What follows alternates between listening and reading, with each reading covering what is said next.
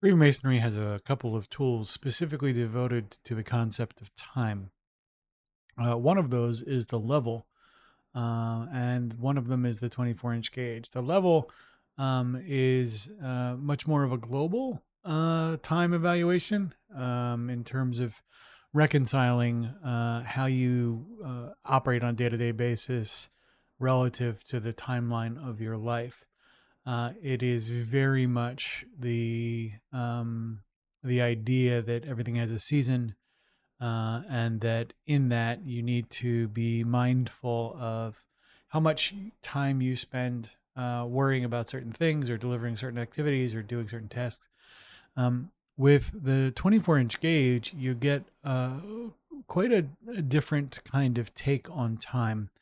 With the 24-inch gauge, you really are taught that your time is proportional and it should be invested specifically in certain ways. Now, the guidance in the ritual about 8 hours for each refreshment, sleep, relief of worthy distressed brethren, and your usual vocation are guidelines more than anything else. But the the real sort of idea of a 24-inch gauge is how you distribute your time allotment on a daily basis should be balanced.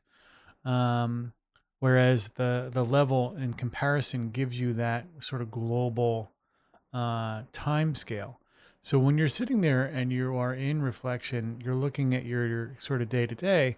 One of the things that makes sense is working with the level um, to really evaluate um, the amount of time and attention you're giving a thing, right?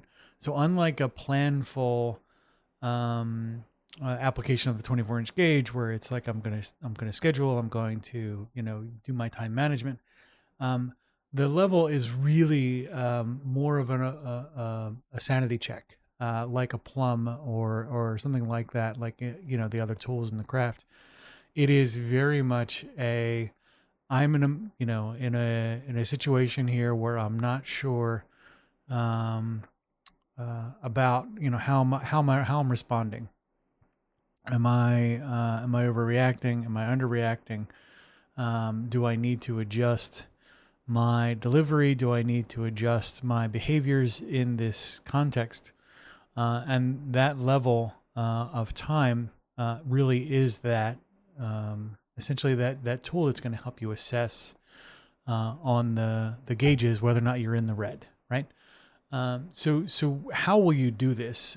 What's a good way to approach applying that tool when you are in a situation where you are confronted with a disproportionate emotional response?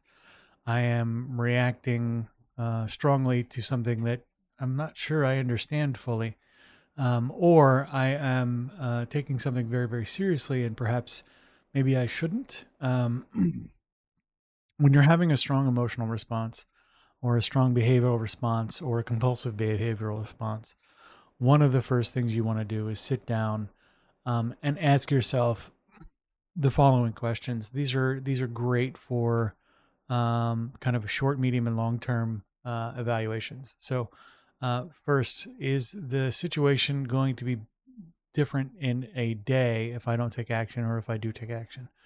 Is it going to be different in a week if I do or don't take action? Is it going to be different in months or years?